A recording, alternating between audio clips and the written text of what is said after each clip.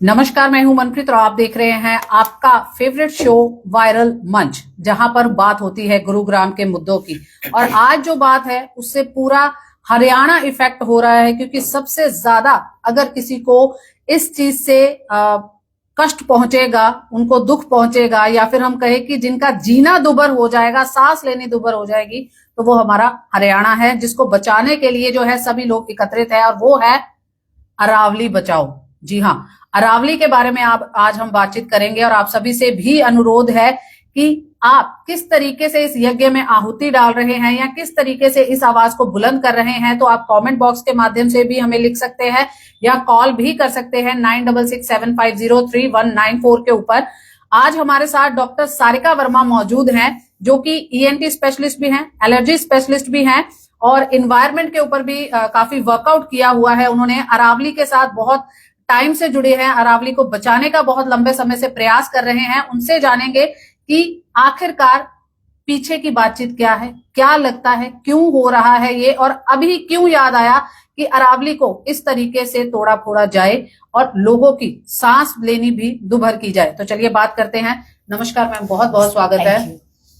Ma'am, आप वैसे तो अगर मैं बात करूं 2018-19 से अरावली के इस अभियान में जुड़े हुए हैं। सबसे पहली बात आती है कि नवंबर 2025 में ऐसा क्या हुआ कि सरकार को लगा कि भाई अब तो जो है अरावली हमें अपने कब्जे में ही ले लेनी चाहिए, ऐसा क्या हुआ? देखिए, ये बहुत ही दुखद है, खासकर हम लोगों के लिए जिस एनसीआर में हम रह रहे हैं, जहाँ AQI 700 से पार हो रहा है।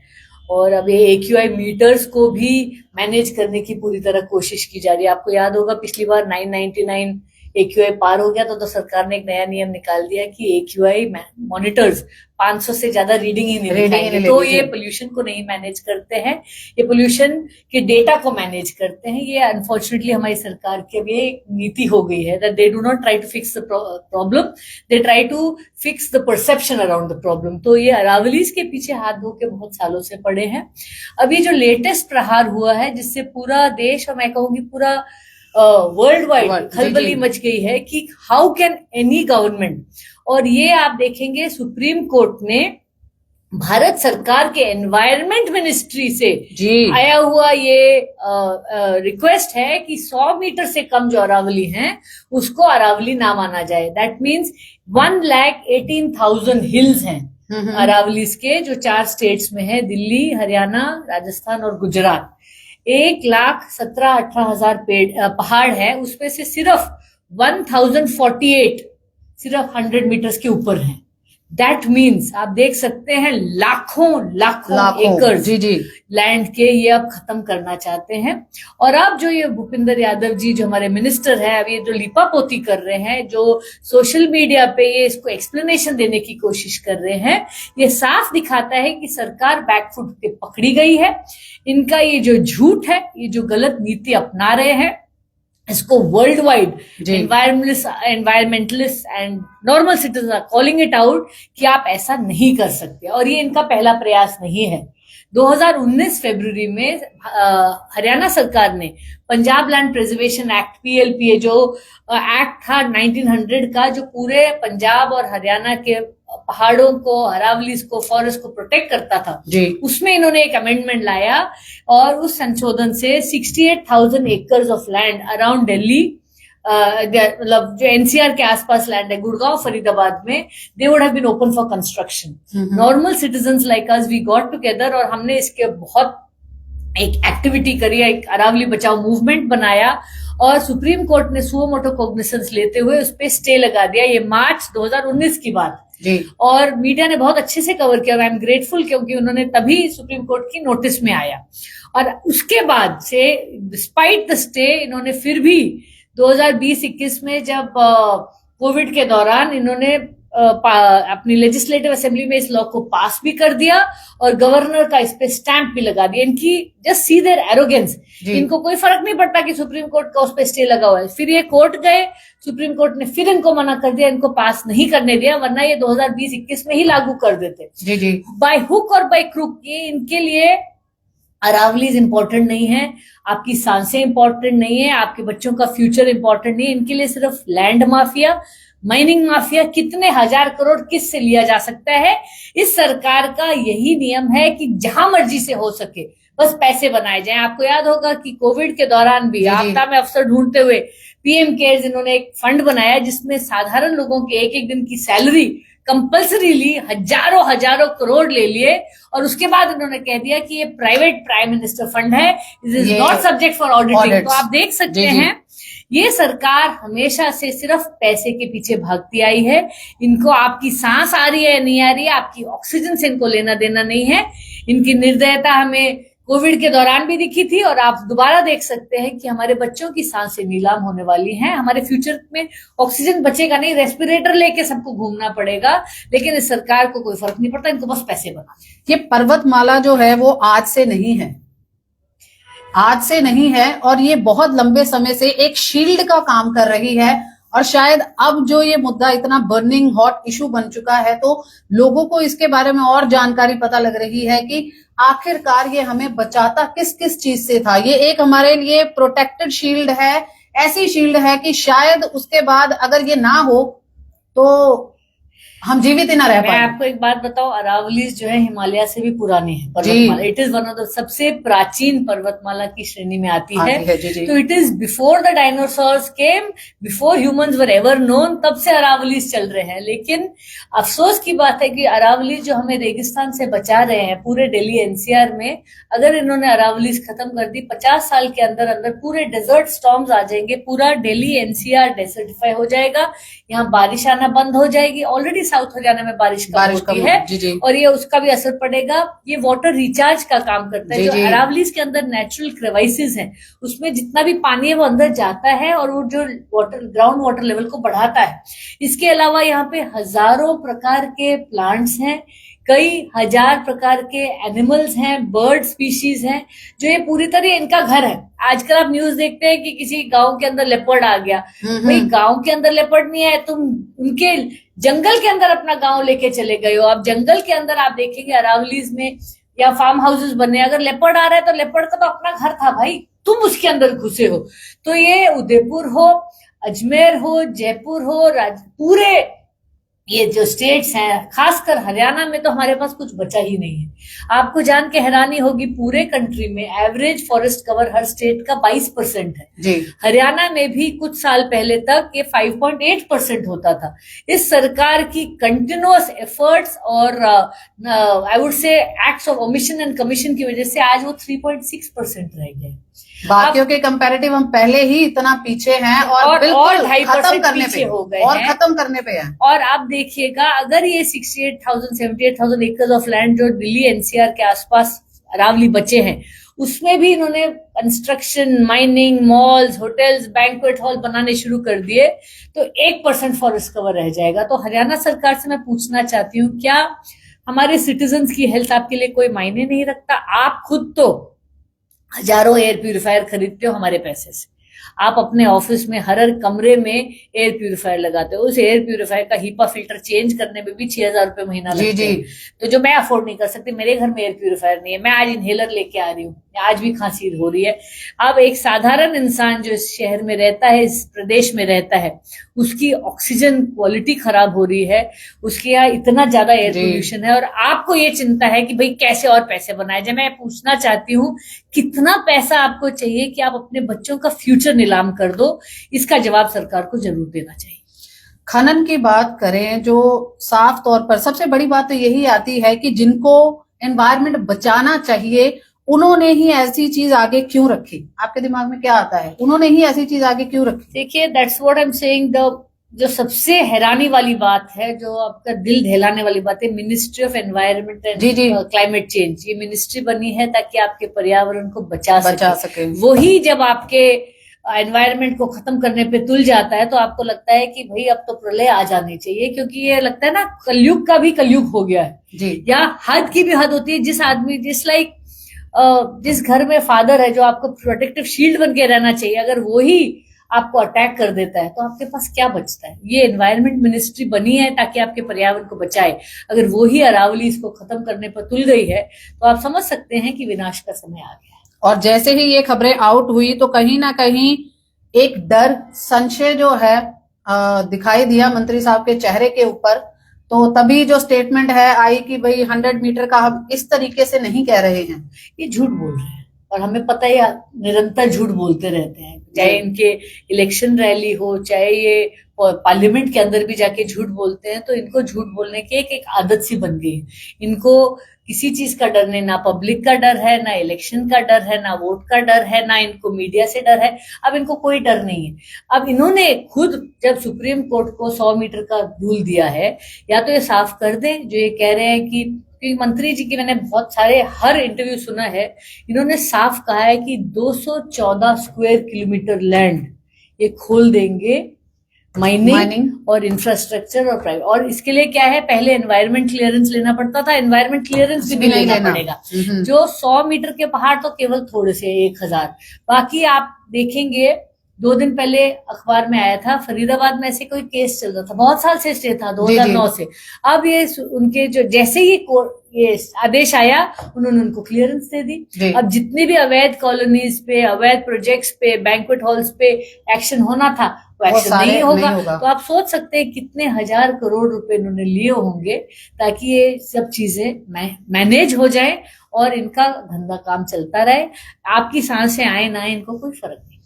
अभी जैसे मुद्दा ये उठा है तो इसमें एक बात ये और भी आती है दिमाग में कि अरावली आज का जो है ये मुद्दा नहीं है। इससे पहले भी काफी बार बोला गया कि अरावली में जो है फार्म हाउसेस बनते जा रहे हैं, लोग वहां पर। रायसीना की ही अगर बात करें तो हमारे एक आरटीआई एक्टिविस्ट भी आए थे, उन्होंने कहा कि 600 फार्म हाउस ऑलरेडी हैं। तो कान इधर से पकड़े या उधर से पकड़े, एक दिमाग में बात आती है, ऐसा तो नहीं है कि उन सबको जो भी वहां पर अवैध तरीके से कंस्ट्रक्शन हो रही है या जो माइनिंग हो रही है, जो गलत चल रही थी, उसको सही के लिए ये ठप्पा लगाया गया है। ऑब्वियस बात है कि उसी के और क्या रीजन हो सकता है। आप बताओ, बैठे बैठे एनवायरमेंट मिनिस्ट्री को क्या सूझी कि पूरे अरावली को खत्म करने के लिए 100 मीटर का प्लान बना दें। ठीक है, ऑब्वियस बात है दैट इसमें बहुत ज्यादा पैसा इन्वॉल्व होगा, क्योंकि जानबूझ के तो वो हमारे सांसें खराब करेंगे नहीं। इसके पीछे बहुत बड़ी साजिश है और मैं उम्मीद कर रही हूँ कि सुप्रीम कोर्ट खुद अपनी इस गलती को सुधारे और आंख बंद करके, अगर इन्होंने सरकार पे विश्वास किया है तो इसको दोबारा आंखें खोलनी चाहिए। Because supreme court is the last defence of the country. और पूरे देशवासियों को सुप्रीम कोर्ट पे हमेशा से विश्वास रहा है कि चाहे इमरजेंसी हो चाहे कुछ हो, लास्ट में सुप्रीम कोर्ट खड़ा है आपकी राइट्स को बचाने के लिए। वरना क्या बचता है, सरकार तो पूरे खुले हाथ से लूट मचा रही है। अगर सुप्रीम कोर्ट भी ढह जाएगा तो हमारे पास कोई सोल्यूशन नहीं बचेगा। आपकी बात करें तो आप किस तरीके से इस मुहिम को आगे करने का प्रयास कर रही हैं, या कितने लोग जुड़े हुए हैं, किस तरीके से इस बात को आगे पहुंचा रहे हैं? मुझे लगता है कि all citizens of Gurgaon, all citizens of the country, आप देखेंगे हजारों की संख्या में जयपुर में, अजमेर में, अलवर में, उदयपुर में प्रोटेस्ट हो रहे हैं। दिल्ली में भी एयर क्वालिटी के ऊपर कितने प्रोटेस्ट हुए जहां पे ब्रूटैलिटी हुई, छोटे छोटे बच्चों को अरेस्ट कर रहे थे। जी। तो यहाँ गुड़गांव में भी एक साइलेंट प्रोटेस्ट किया था मिनिस्टर के घर के बाहर।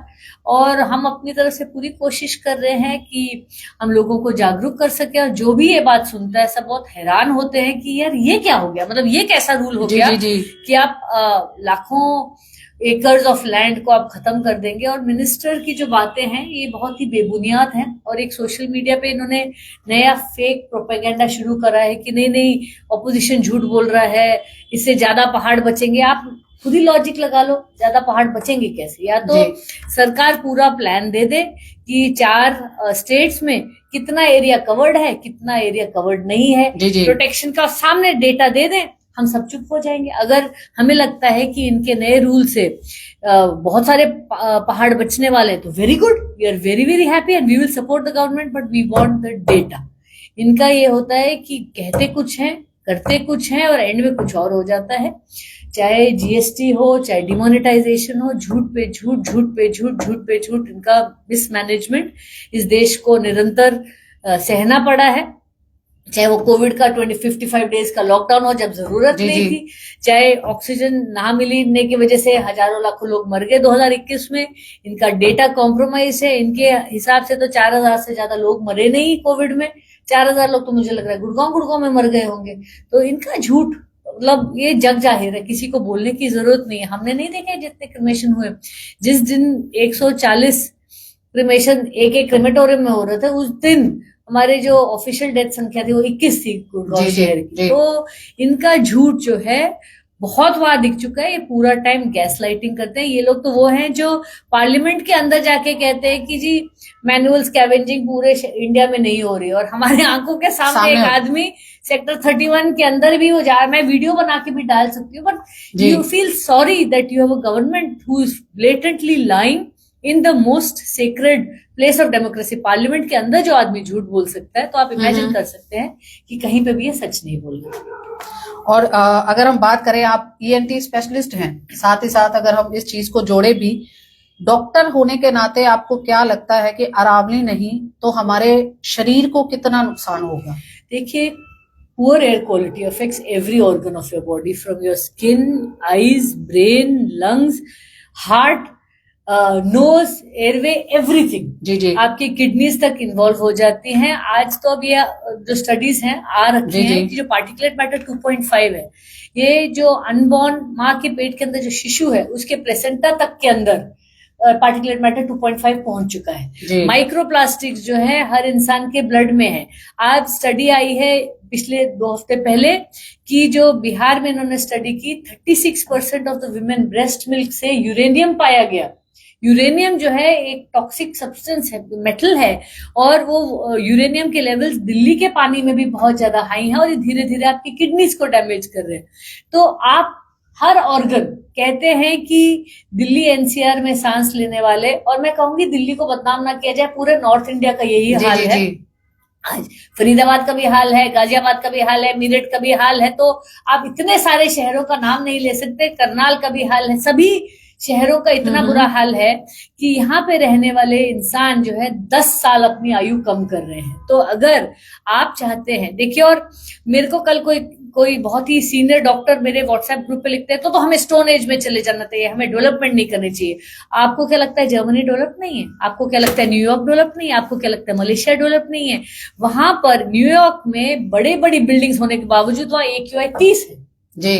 तो अगर वो लोग सस्टेनेबल डेवलपमेंट कर सकते हैं तो हम क्यों नहीं कर सकते? ये सोचने वाली बात है। क्या उनके पास बिल्डिंग्स नहीं है?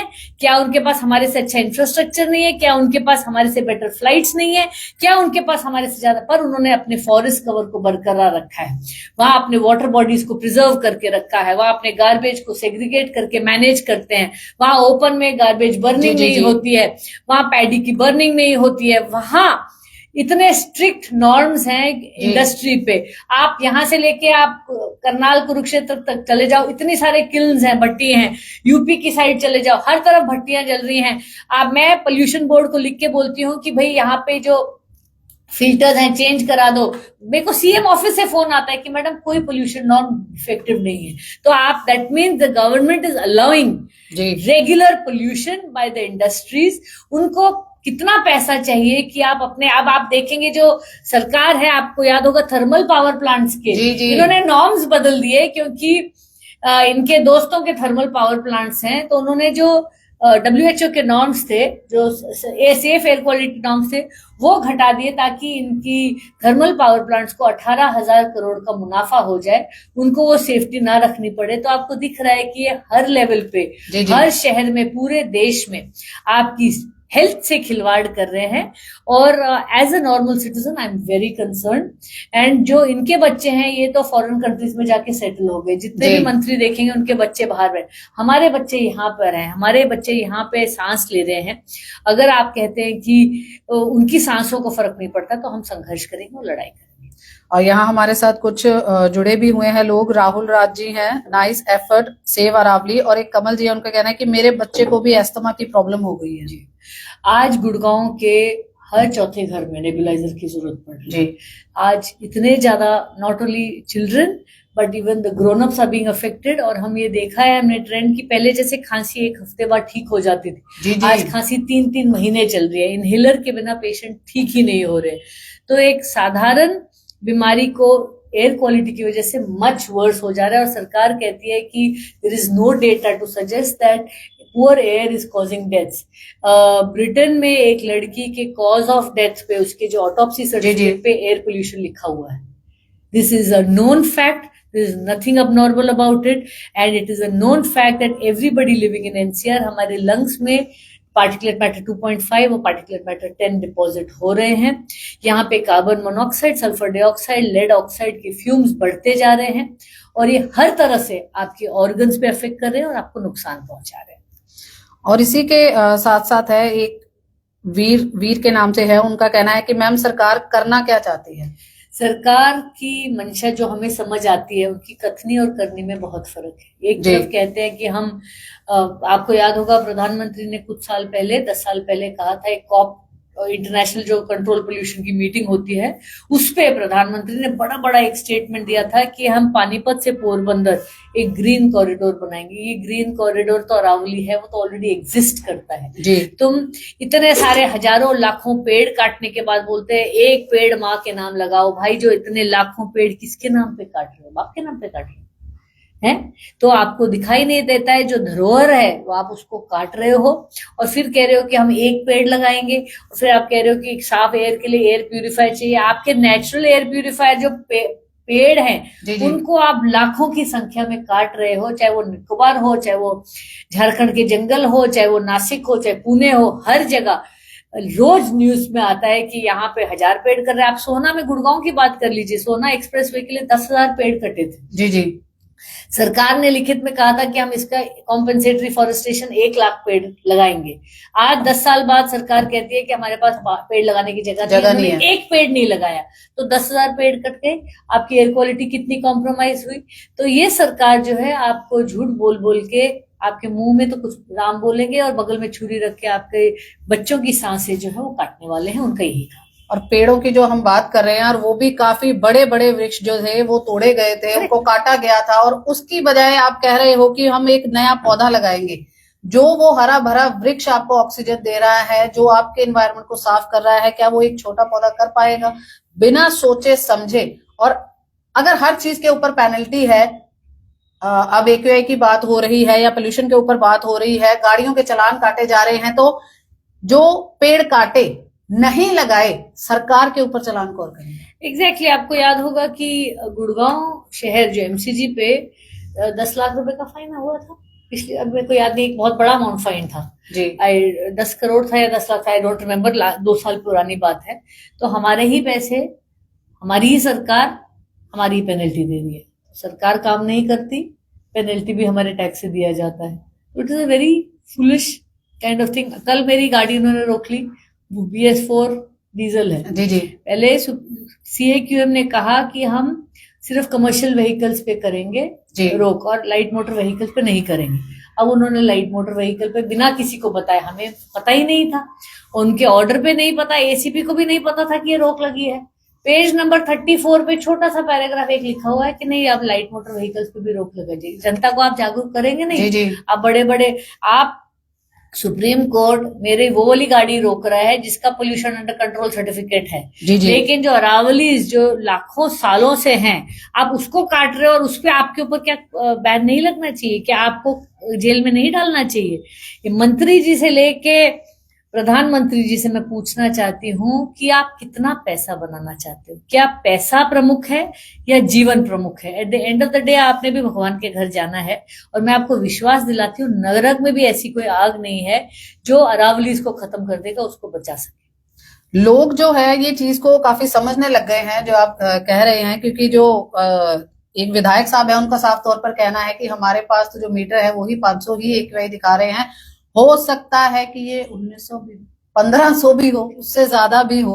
मतलब सरकार के नुमाइंदे खुद ये चीज मान रहे हैं बट सरकार फिर भी अपनी बात पर अड़ी हुई है। Gas lighting, lying, changing facts, ये टिपिकल बिहेवियर हो गया है पिछले 11 साल से और गलत काम करने के बाद उस पे एक वाइट वॉश करना इनका एक रूटीन बन चुका है। मुझे नहीं लगता है कि कहीं पे भी जनता मानती है कि ये जो अरावली का नया नियम आया है वो अरावली को बचाने के लिए है और साफ तौर पे इसलिए आपको दिख रहा है कि हर जगह इसके लिए प्रोटेस्ट हो रहे हैं। और मैं उम्मीद कर रही हूँ कि जिस तरह इन्होंने कृषि कानून वापस लिए थे प्रधानमंत्री ने, 1 सवा साल हमारे किसान भाइयों ने प्रोटेस्ट किया था, हजारों लोग बैठे थे और उसके बाद उनको लेना पड़ा था, तो मुंह की खाने की बजाय पहले ही वापस ले लें, क्योंकि ये जो है हमारी फ्यूचर जनरेशंस को इम्पैक्ट करेगा। जी।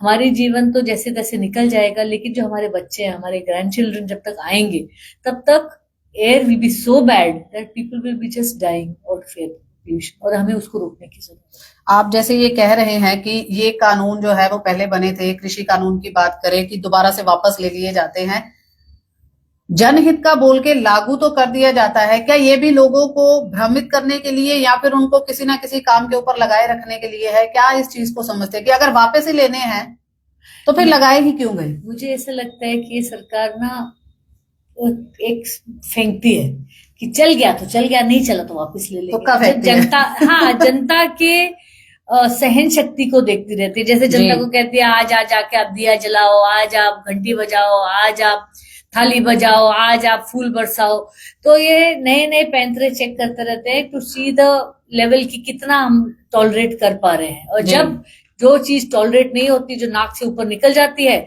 जब जनता का प्रेशर आता है, तो उसको चुपचाप से वापस ले लेते हैं। मैं उम्मीद कर रही हूँ कि हमारे फ्यूचर जनरेशंस के लिए इस कानून को वापस लिया जाए, चाहे वो सुप्रीम कोर्ट ले, चाहे एनवायरमेंट मिनिस्ट्री ले, चाहे प्रधानमंत्री ले, क्योंकि ये जो कानून अगर लागू हो गया, जी हमें सांस लेना मुश्किल हो जाएगा और हमारे बच्चों की जो फ्यूचर है वो बहुत ज्यादा कॉम्प्रोमाइज हो जाएगा। तो मैं बहुत सख्त शब्दों में कहना चाहती हूँ कि इससे खिलवाड़ ना किया जाए। एक अंत में जो है एक टिप या हम कहें कि कुछ सुरक्षा के मापदंड आप बता पाए, क्योंकि आज लोगों को अस्थमा की प्रॉब्लम है, घर से निकलते ही सांस लेना दुभर हो जाता है। आप ईएनटी स्पेशलिस्ट भी हैं और एलर्जी स्पेशलिस्ट भी हैं, कुछ सजेस्ट करना चाहेंगे? 2-3 चीजें बोलना चाहती हूँ। एक तो एंटीबायोटिक अपने आप से ना लें, बिना प्रिस्क्रिप्शन के antibiotic is not the solution, तो वो सबसे ज्यादा ध्यान रखिए। दूसरा, अगर आपको टॉलरेट होता है तो N95 मास्क पहने, मेरे से टॉलरेट नहीं होता इसलिए मैं नहीं पहन पाती हूँ। तीसरा, जो स्पेशली सीनियर सिटीजन्स को मैं कहना चाहती हूँ, अर्ली मॉर्निंग और लेट इवनिंग वॉक पे ना जाए। अगर आपके पास समय है तो 12 से 4 के बीच में आप सैर करिए, क्योंकि उस समय जो एयर क्वालिटी थोड़ी सी बेटर होती है, और सैर करना आपके लिए बहुत जरूरी है, आप उसको छोड़ नहीं सकते। खासकर डायबिटिक सैर करना भी जरूरी है, लेकिन इस एयर क्वालिटी में तो सब पेशेंट कंफ्यूज हैं कि हम करें क्या। तो आप, मेरे से साफ साफ निवेदन है, अपने जो ये these are immediate measures, delayed measures are अपने घर में जो कूड़ा है उसको आप सेग्रीगेट करें, वेट वेस्ट को अपने घर में ही कंपोस्ट करिए, ड्राई वेस्ट को रिसाइकल करिए। सिर्फ कम से कम जो आपको जरूरत है वही आप भंडवारी में एमसीजी की जो ट्रक को डालिए, ताकि कम से कम कचरा कूड़ा जाए।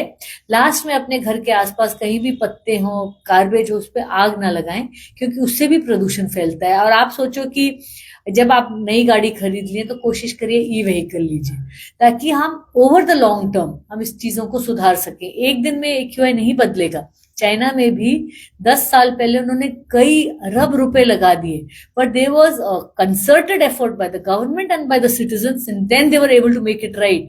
तो आज अगर सरकार चाहेगी, अगर साइंटिफिक तरीके से सोचेगी, तो हम भी 10 साल में नॉर्थ इंडिया में जो एयर क्वालिटी को सुधार सकते हैं। लेकिन शर्तें यहाँ पे झूठ, करप्शन, ये सब चीजों को साइड में रख के एकजुट होके एयर क्वालिटी को इम्प्रूव करें, तो ये मुमकिन है। चाइना ने करके दिखाया है, हम उनसे सीख सकते हैं। लेकिन मोस्ट इंपॉर्टेंटली जो अपने आसपास पेड़ हैं, अरावली, उनमें खनन ना होने दें, वरना हमारे पास कुछ नहीं बचेगा। Thank you so much ma'am हमारे साथ बात करने के लिए। तो ये थे हमारे साथ डॉक्टर सारिका वर्मा, जिन्होंने डिटेल में बताया कि आखिरकार कितनी बड़ी प्रॉब्लम है अगर ये शील्ड हमारे आगे से हट जाती है, अरावली हमारे आगे से हट जाती है। और सोचने वाली बात ये भी है कि जिनको पूरा पर्यावरण बचाना चाहिए, अगर वही ये बातें आगे लेकर आ रहे हैं, तो बहुत ही शर्मनाक बात है कि आप खुद ही लोगों की मौत को निमंत्रण दे रहे हैं कि अगर ये चीजें हट जाएंगी, आपको भी बहुत अच्छे से पता है ये चीजें हट जाएंगी, तो जो बालू रेत है वो बिल्कुल सामने से आएगी, ये जो शील्ड है ये खत्म हो जाएगी, लोगों के जीना जो है वो दुभर हो जाएगा, सांस लेना दुभर हो जाएगा, बारिश की दिक्कत आएगी, जो वाटर रिचार्ज है वो नहीं होगा। बहुत ही ज्यादा दयनीय स्थिति जो है वो हो सकती है। पर अगर सरकार चाहे, प्रशासन चाहे, तो सब कुछ सही हो सकता है। और एक बात और भी, अगर आपको पता है कि ये जनहित की चीजें नहीं है, लोग प्रोटेस्ट कर रहे हैं, तो ये चीजें आखिरकार लागू ही क्यों की जाती हैं? क्यों लोगों से कोई ओपिनियन नहीं लिया जाता?